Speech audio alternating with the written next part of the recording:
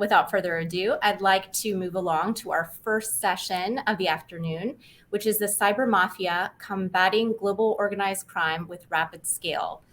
So this discussion is going to be led by Kim Kreider, former Chief Technology Innovation Officer for U.S. Space Force, Lexie Gentry with Leidos, Jeannie Yacone with Agio, and Andrea Little-Limbago with Interos. Ladies, please take the stage. Thank you, Elizabeth.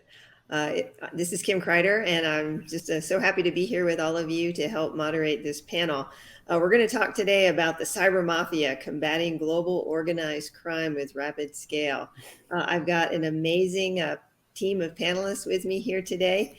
And so we're all going to introduce ourselves as we get into this, but let me just start off. I'll introduce myself and offer some remarks, and then we'll get to the panel. So as Elizabeth said, I'm Kim Kreider. I was the prior Chief Technology and Innovation Officer for the United States Space Force right before I retired back in June. Spent 35 years in uniform. Back in the day, I had, in that 35 years, the majority of my career, I did work in cyber security, cyber operations. I was the senior 17 Delta Cyber Operations Officer for the Air Force Reserves, helped stand up 24th Air Force and the basis for U.S. Cyber Command activities as we know them today. Today, I am a member of the National Cybersecurity Center Board, and again, very excited to be here with you. Let me just give you a sense of what we're going to talk about here today before I let the panel members introduce themselves. So the Cyber Mafia, right? How do we think about that? Well, you know, similar to the Mafia movie icons from 100 years ago, cyber criminals today are well connected. They're business savvy and they're pervasive across our neighborhoods and economies, and they're using our common infrastructure to operate.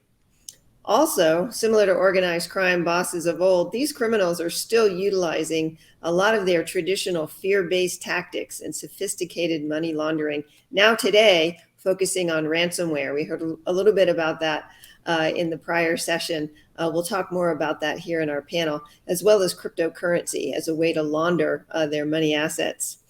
These the idea of the basement hoodie, the basic criminals, they're now able to elevate themselves to a crime family and be part of this global organized crime franchise, really leveraging the digital connectedness of the infrastructure, as well as those tactics and techniques that they've been able to apply.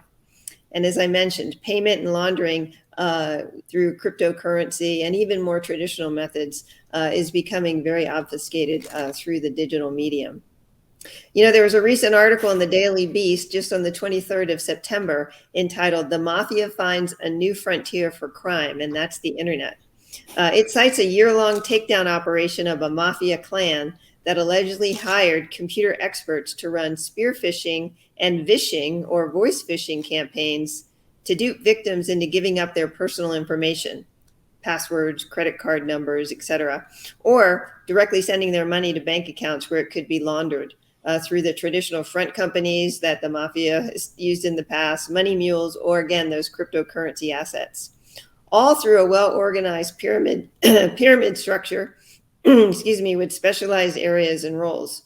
This indicates that even traditional mafia criminals are getting into the game of backing cyber criminals as a means to fuel their own coercive laundering schemes and organized crime pursuits. Now, seeing criminals in this light, not as singular actors in a basement, but as this connected set of coordinated criminals operating on a global scale and as a unit with potentially lucrative ties to powerful traditional criminals should give us all pause. And in doing so, can really change the way government agencies, businesses, and organizations, especially small businesses and critical infrastructure, approach cybersecurity and do their war game risk scenarios. Changing our mindset towards something akin to zero trust across the board. Trust no one in your network, nor seemingly innocent requests for data access. The same way we don't trust links we receive from seemingly known contacts is even more critical in this world of increased organized cybercrime. Clearly, combating this level of crime at scale will certainly take a concerted effort. Now, as I mentioned, fortunately, we're joined today by an amazing panel to help us think through this. Panel members, would each of you take a moment now to introduce yourself, and then we'll get into some questions. Lexie, let's start with you. Wonderful. Well, thank you, Kim, for that introduction, and good afternoon to everyone online. What an amazing set of speakers this has been for the last day and a half here. So my name is Lexie Gentry. I am a CTO within Leidos's civil operations. And so that means that my team and I are focused on designing, developing, deploying, and managing IT services and solutions for a myriad set of civil federal customers. Now, I've been in IT for 20 years now, which is a little bit hard to believe, but it's gone by very quickly. And I started out in software development and have kind of run the gamut across different IT services and development activities to include help desk and large-scale mission application development and deployment, system engineering and integration activities, building out data centers. And then I found myself in cyber operations, specifically in the area of network defense. And that was almost a decade ago. And it always surprises me when I say that out loud because it has gone by so quickly. And I find myself constantly learning new technologies, new techniques, just innovative approaches to the cyber problem that we're all facing across industry. And yet we're asking a lot of the same questions we were almost 10 years ago. And so the risk profiles and vulnerability management and the attack vector of phishing, they're all still the same questions or similar questions. And that's why I love this topic and this session, is because I feel like it gives us an opportunity to put an old school spin and metaphor on a topic that we're all dealing with every single day. And so I like the idea of trying to put on a different lens and think differently so that we can maybe change our and how we're thinking of solutions to the cyber problems we're all facing. So happy to be here. Thank you, Lexie. Gina, would you mind taking a moment introducing yourself?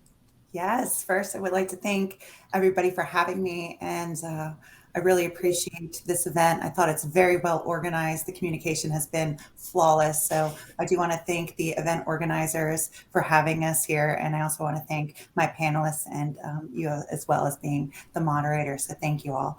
Hello, everybody. My name is Gina Yacone. I am a senior cybersecurity consultant and a virtual chief information security officer. What does that mean? So basically, I am charged with improving the cybersecurity posture of organizations through a series of different events. So every month, I'm taking them through different types of projects and elements to improve their overall risk posture. So we may start with a risk assessment, and then we might be doing a tabletop exercise. We might be doing some fun stuff like policy work or some security awareness seminars. Or maybe I'll be looking at firewall rules. My day, every day is something different. I did not come from cyber. So this is my, I guess, third career, but I would say my first career was in legal. I have a 14-year legal background. I am a private investigator. I still hold my license. So my OSINT skills are pretty good. But I'm really happy to be here. And I love sharing cybersecurity awareness and news. And happy Cybersecurity Awareness Month, everybody. Thank you. Thanks so much, Gina. Andrea, over to you. Yeah, hi. Thanks again to everyone as well for having me. This has been a great group, and the past few days have been great hearing all the various women and experts talking. So Andrea Little-Limbago, I'm the Vice President of Research and Analysis at Interos, and we are a supply chain risk startup. And my job is modeling supply chain risk across a variety of factors with a big focus on the cybersecurity element, as you can well imagine. That's been the news a little bit over the last year or so. Before that, I'm actually a computational social scientist. And so when Kirsten Todd is talking about the human behavior and the human element, I love hearing that because I'll be honest, about 5 years ago, even 10 years ago, for sure, we weren't hearing much about the human element. It was purely on the tech side. So it makes me very excited to hear starting to approach all these problems as socio-technical systems. That makes me very excited when I hear the various angles coming together. And that's where I think we're going as an industry. And I think we'll talk about that a bit during this discussion, just how the humans interact and the attackers interacting with technology, and then as well how the defenders also need to have that human-computer interaction understood well. So I'm thrilled to be here. Was in academia for a while, was in the Department of Defense for a while, so bring in a variety of different elements in that area. But this is going to be a great conversation. So thanks for having me. Thank you so much, Andrea. See, I told you guys we've got an amazing panel here with us, and I think this is going to take us in a variety of different directions. I'm going to just start off with a few questions to get the panelists going, but guys, definitely feel free to take it in a direction where you want to go. Jump on the back of the questions if you want to add something to what we're saying here, and let's make this a free-flowing conversation because each of you are bringing so many interesting perspectives to the table. We're going to be watching the chat stream as well, so we'll leave some time at the end to try to pick up some additional questions that might come in. Okay, so Lexie, let's go back to you. Now, you've got such an amazing background, and I know from talking to you and looking at your bio that you also have some experience in working with civil government organizations and may have had some experience in critical infrastructure. Given that, can you talk to us a little bit about what some of the risks are that you see to critical infrastructure posed by this new phenomenon of the cyber mafia, and what do those customers, those organizations that are responsible for critical infrastructure need to do to protect themselves against the risk from this organized crime stream that's going on? Yeah, absolutely. Happy to. So in terms of the risks that you mentioned, critical infrastructure, they have a tough job. I mean, we all, if you're in cyber, right, you wake up every day not knowing what you're going to face. If you're in critical infrastructure, you got to really wake up and have a second cup of coffee because there is a lot going on. And I think it's just continuing to get maybe not different. I would say the risks have actually pretty much stayed in a lot of ways the same, and I don't want anybody to jump on me before I explain myself there. But so the risk profile in terms of physical access, in terms of the IT/OT convergence, in terms of susceptibility to things like ransomware and vulnerability management and patching being a problem, all of these critical infrastructure challenges and risk areas continue to be a focus area. I think one thing that's changing is that it's getting more and more visibility and especially popularity, dare I say, with our attackers, and that they are getting a little bit, I don't know if braver is the right word, but just a little more entrenched in, oh, this is an area of potential exploit. And so that means that we all need that second cup of coffee to come up and be ready to perform day in and day out and come in with some innovative solutions. In terms of like the ransomware, I know that's been a topic of the last 24 hours within several of these panels. And I was just reading something that said they had predicted that by 2021, it would be one ransomware attack every 11 seconds. We already did that back in 2020, thanks to the global pandemic and working from home and just lack of VPN and some secure solutions have really increased the ransomware attacks, and certainly what we've seen with Colonial and others more recently.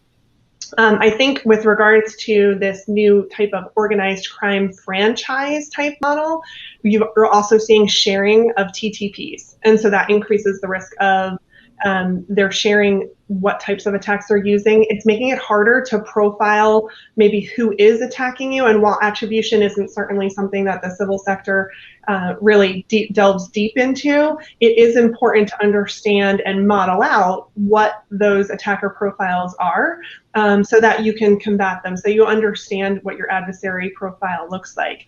And so it's blurring the lines with shared TTPs with this new Mafia type model. But all is do not despair. And so I think our defenders also have a new way of looking at this. So similar, if you kind of put on your old school hat, I think we need to have a stronger community response. And we just heard from CISA and some of the amazing things that are available to different private and public partnership groups. The ISAC community, I was working with a critical infrastructure customer just a few weeks ago and did a quick search on, okay, which ISACs are available, the information sharing and collaboration forums and similar type threat sharing groups. And there were over a dozen, and a lot of them are specialized by domain. So there is a lot out there that you can take advantage of, I would say that the key is to be targeted. So in terms of your approach, so be strategic and intentional with your approach to how you ingest everything. Because if you just turn on every data feed, possible and every threat intel feed, you're just going to get inundated. So being very intentional with what data you ingest, and then how you go about networking with other groups and ISACs and what is available to you. That community response, I would say, is really strong, and a different or looking at it with that different lens, with that, how do you fight organized crime? And it's together, right, first and foremost. The other thing is we continue to know that you can't protect what you don't see and what you don't know about. So visibility is key.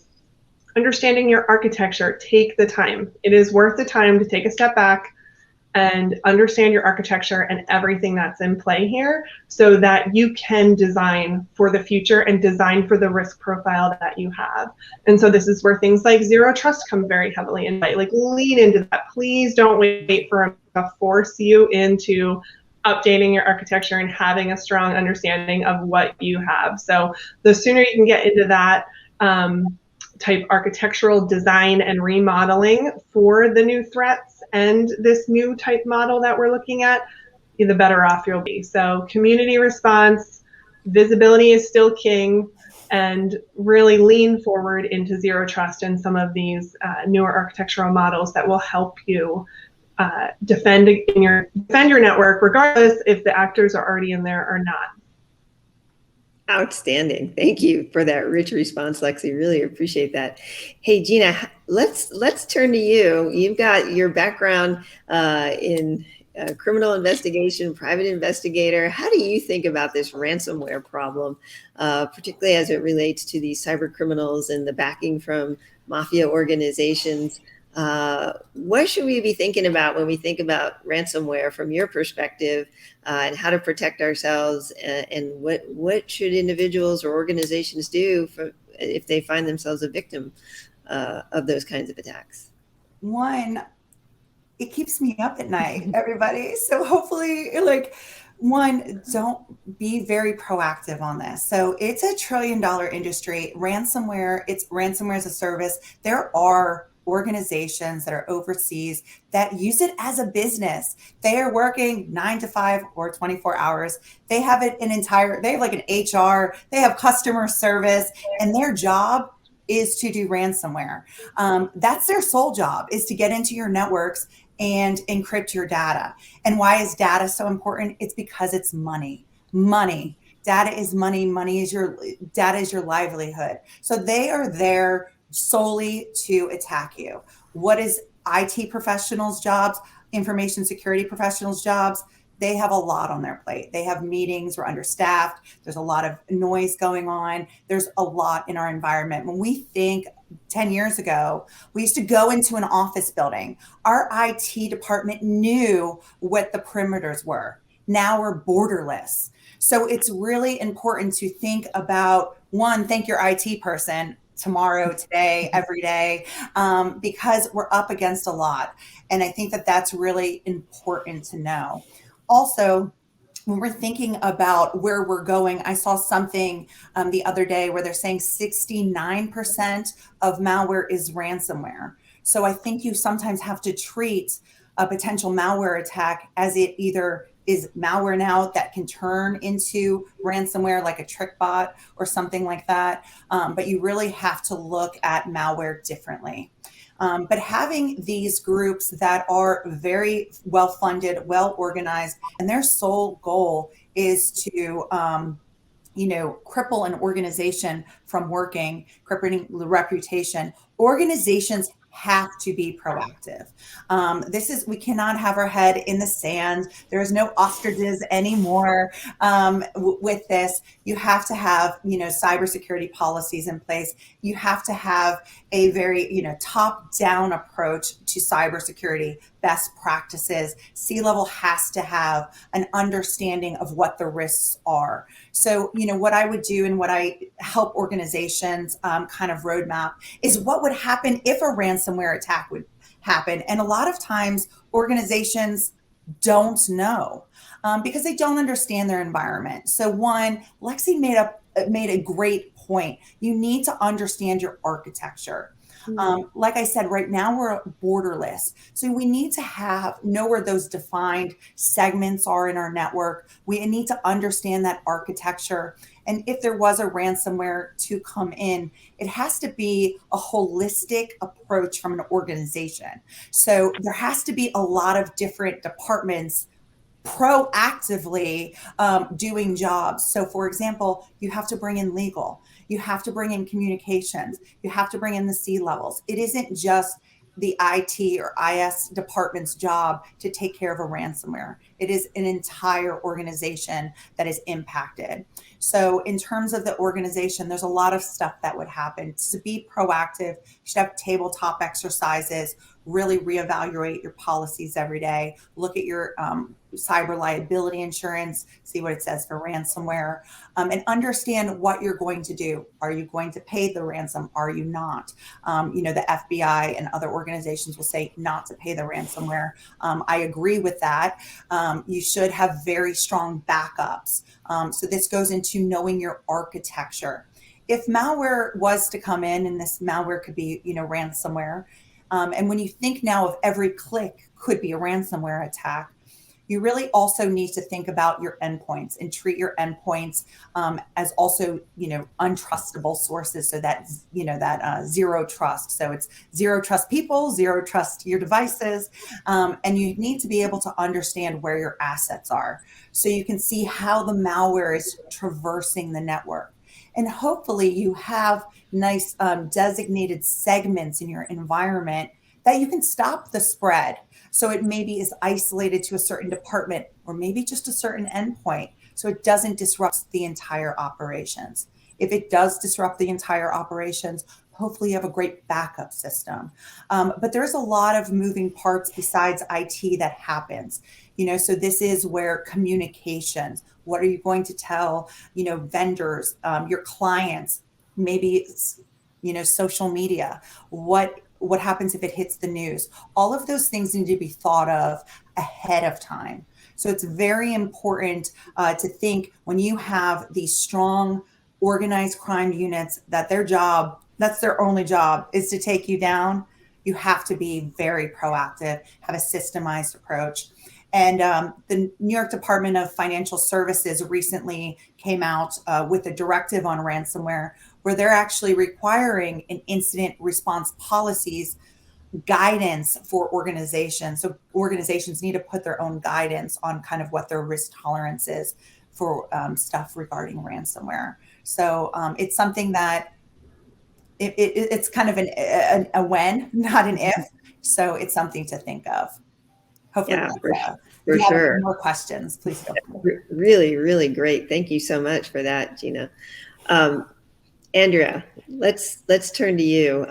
With your background in supply chain, how do you think about this issue of ransomware, and how is the supply chain affected here when it comes to potentially being a victim of ransomware or potentially having to, be part of a larger organization that it's trying to supply to that was subject of ransomware? What do we do in the supply chain? How do we think about the supply chain in this regard? Yeah, I think it's similar to other areas. We saw ransomware for quite some time. 2015, 2016, 2017, so on has always been the year of ransomware. And it finally got so big that people can't, ignore focusing on it anymore. I sort of feel like supply chains are the same area where it's been an issue for a while. We've known this. We keep hearing that, this year's the year supply chains really matter. Need to have visibility across your network and understand the connectivities. But it really hasn't been until the last year that we've seen, we can't ignore it anymore. I mean, to Gina's point on the ostrich with the head in the sand, that's how a lot of organizations and leaders have treated supply chains really until COVID. It really was the great accelerator and great disruptor. The human toll, obviously on one component, but really just the way it disrupted supply chains across the board. If you look at the graphs on just global trade, it wasn't just a minor inflection point. This is unprecedented, the amount that it dropped off. And so we had the physical supply chain disrupted. Then we had the series of digital supply chain attacks going on from SolarWinds, Kaseya, just name a few. And what we're seeing is really that the intersection of how ransomware also impacting across the supply chains, but really seeing a greater interest in the range of supply chain disruptions and the need to really look at this as a, as an ecosystem. Again, the perimeter isn't there. We've known that for a while. And usually when we think about that, we're like, oh, okay, we're moving to cloud environments. And that for sure, has been another component of the digital transformation, really, of the huge rush of work from home. But, on top of that, it really is, we need to think about what we need to be protecting. Also must include how our suppliers and our partners are dealing with security. Because if you have a supplier who has very minimal security controls or priorities in place, that's the access route into your organization. So even if you have the best, if you're following all the different cyber hygiene recommendations from CISA, if your suppliers are not, that still is going to be a problem. So you really need to think about this, as a collective unit as well. We've talked about the defenders and the cyber mafia who work together. They work on forums, they've got marketplaces, they are coordinating. We need to take a lesson from that book, flip it, and collaborate as well to help elevate all of our own collective defenses and build that collective resilience across our own supply chains, because we can't just do it alone. I mean, it's just, we are way too interconnected, both as far as the products that we sell and the goods that we exchange, but our technologies are very much interconnected, our businesses are interconnected, and we need to ensure that across our entire supply chain, our partners are, help assess our partners based on what their security postures might be as well. And so it is something that, it's going to be something that continues to elevate.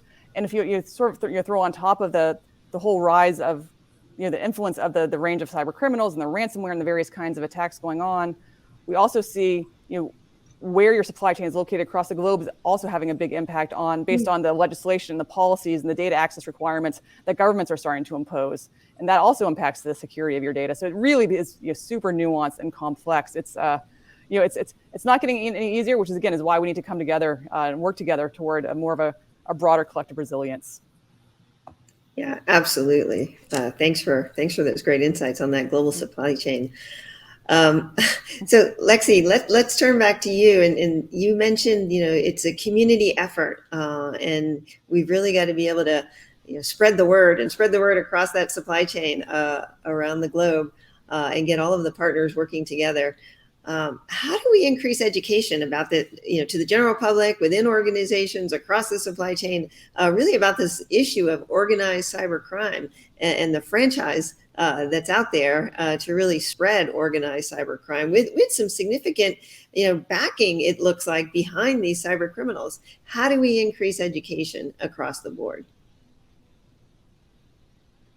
Yes, and I think Andrea and Gina said it as well. I mean, the sense of community and a united front is huge. And it's something I know CISA has talked about it for years, right? Public-private partnerships, and how do we have a collective response, and how do we share data more effectively?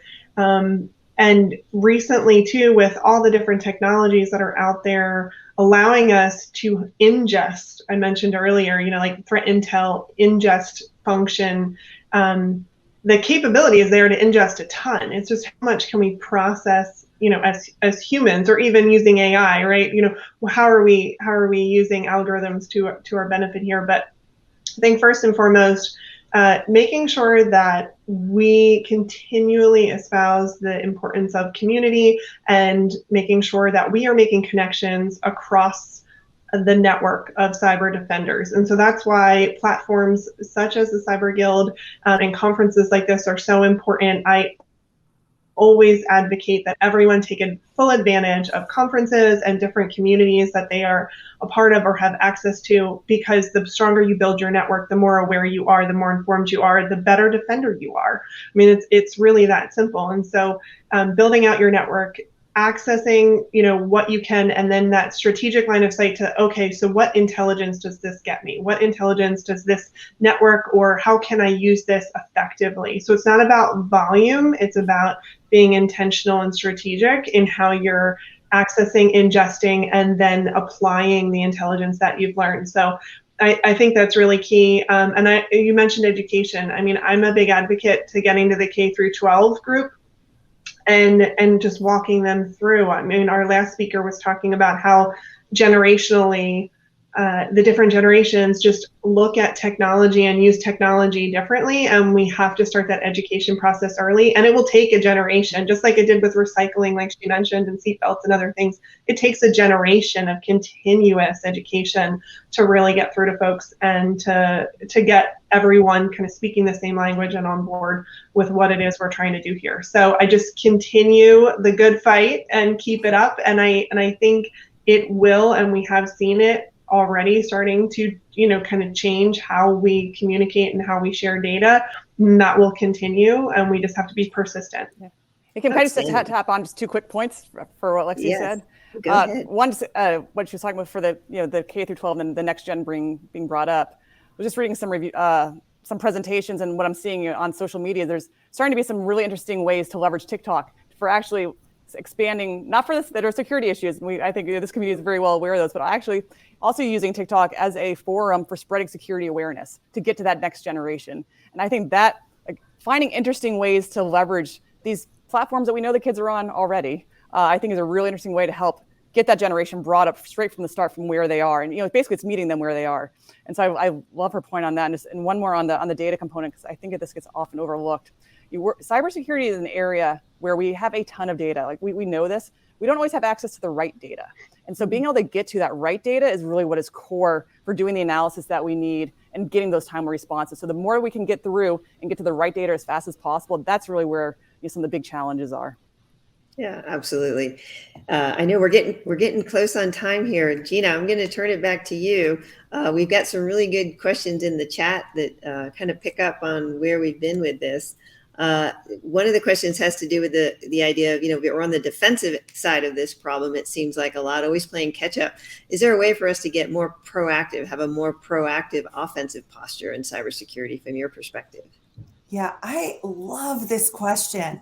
So sometimes when I think about cybersecurity and when I talk to my clients or I'm at conferences, I really somewhat talk about cybersecurity as past, present, and future. And right now, I think it's very difficult for organizations to be in the future. And what I mean by that, how I see the future is with threat hunting and really being able to take threat intelligence feeds and use them in a way for them to be proactive. Right now, we are looking at vulnerabilities, which are weaknesses found, and those are in the past, right? So that means we are always in the past, and then we're trying to catch up to be in the present. So it's very difficult, I think. We are always playing catch up because of those vulnerabilities. I think also, and I think it's a theme that if as long as we have a strategic plan and we are also calm when incidents happen. I was actually on an incident very recently, like very, very recently. And my client took it very well. I mean, I literally made a joke. I was like, I'm going to go get my popcorn now. And the reason why is because we had a plan in place and we systematically went through it because we prepped for this day. And so I think it's really important. That's us being in the present, and we were looking for things, and we were also looking for other indicators. But because he was focused on the present by having a unified front from the C-level down, understanding risk tolerance and what to do in an incident, having a great roadmap in place, we were actually able to take a very chaotic situation, make it very calm, and be able to relay to key stakeholders with so much certainty that nobody thought that it was just a blip in the radar, which was lovely. That was very successful. And that's a way to stay in the present. My goal, of course, is having these communities of interest, like Lexie was talking about, these information sharing with different verticals. That is huge. A lot of organizations haven't been able to get to that level, and we need an invest of people and resources, and really kind of learn what we can do with the capability of our log ingestion tools, and make sure that we're not overtuned or undertuned, meaning that we have too much noise or we're not getting enough noise, and then the bad actors are kind of passing through. So I always try to think about the past, present, and future, and I'm trying to get my companies into the future, but it is definitely hard. Yeah, for sure. Hey, Lexie, And really, for all of you, let's think about this in the context of a hospital.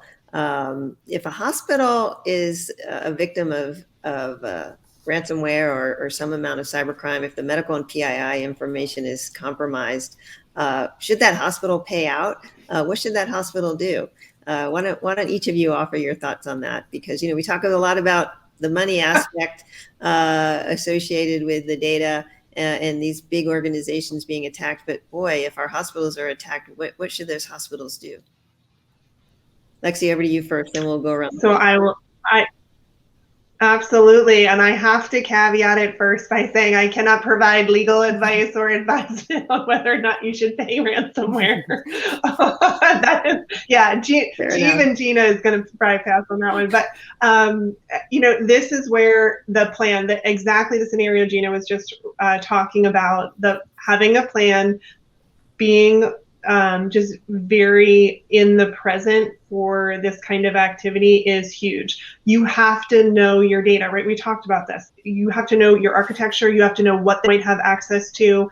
I had read some reports on the Colonial Pipeline ransomware attack where they were able to assess and say, we actually are pretty sure they didn't get into this part of the network, but we're going to shut down supply lines just in case, right? So they were able to make an educated and informed and calculated decision. And I think that's what's really critical. And what we've seen in the medical community with hospitals and even in different manufacturing areas is cybersecurity is a line item on the budget. And so it's not as funded as other areas as with the focus on medical equipment and health and welfare, right? So the digital security hasn't always gotten as much, I'll say, voice time at the table in order to talk through what that would take and what it would look like. And I think it would be really, really beneficial for all communities, whether you're a hospital or other critical infrastructure, to take a look at some wargaming scenarios or incident response tabletops to say, what would this look like and how do we respond? And that will at least get you started on being able to answer the question of, when it actually comes up, are we at a point where we have to pay? Who do we contact first? I mean, before you're asking who do we pay, you should be, the phone should be ringing on multiple people's desks, right? So I think starting with a tabletop exercise so that when you do get to this as a live scenario, you have a plan and a playbook in place is huge. I'll hand it over to Andrea next. Andrea, anything real quick? 10 seconds or less that you want to add to that? I also won't give the advice, but just remember that the majority don't get their data back. I've seen as high as 90% don't get their data back. It all depends. The data is kind of missing on that. And there's also, if you're concerned about the privacy, there's no guarantee that they make a second copy of the data. So just keep it, it's hard. I mean, that's the other thing. This is a very, very tough challenge. Absolutely. Gina, we're going to give you the final word. How would you respond to this question? Yeah, I specialize in healthcare, pharma, and biotech. So I have some hospital systems. So this is something we talk about a lot. And, recently is probably 2020, a German patient did die of a ransomware attack of a hospital. She was being routed to one hospital that was under a ransomware attack and had to be going to another hospital because of that. So I think a lot of it has to do with making sure who has a seat at the table. I love that Lexie, said that, is making sure that you have somebody that can help with medical decisions. Is patient safety on the line? That, I think, data kind of goes out the window.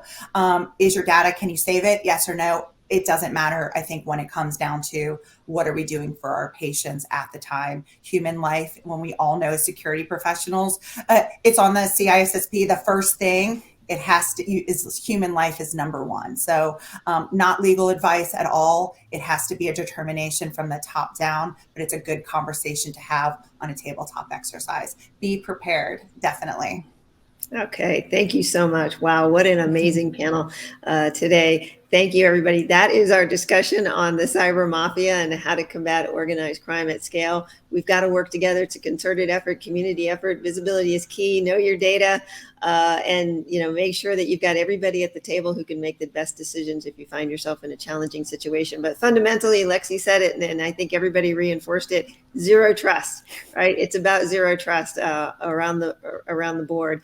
If you start with that principle, then I think we're going to be in a pretty good place. Cyber criminals, watch out. We're on to you. Thank you all very much for being a part of this amazing panel. Elizabeth, I'm going to turn it back over to you. Hey, thank you so much, Kim. I mean, what we're done, that could have gone on for another couple hours. I really enjoyed that. Not only did I learn about past, present, and future thinking, data, and more, communities of interest. So I'm going to be thinking about that as we go into our break. Don't forget, we have trivia, and up next is our session on ransomware. Play fair.